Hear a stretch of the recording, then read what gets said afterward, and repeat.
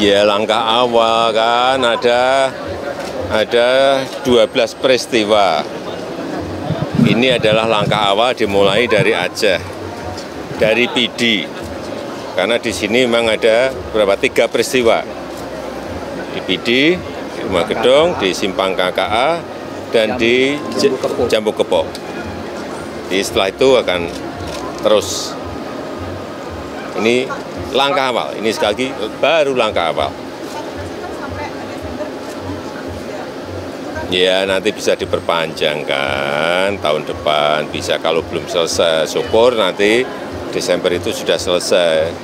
Karena memang ini bukan kerja gampang, bukan hanya bantuan sosial, memberikan keterampilan, diberikan beasiswa. Langkah yudisial diteruskan, Pak? Langkah yudisial akan diteruskan? Langkah yudisial itu apabila bukti-buktinya kuat, Komnas HAM menyampaikan ke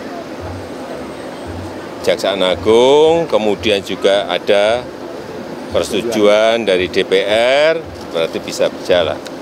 Ya, saya kira dua-duanya bisa berjalan, tetapi kita ingin yang non-yudisial dulu yang bisa bergerak, kita langsung selesaikan. Ya.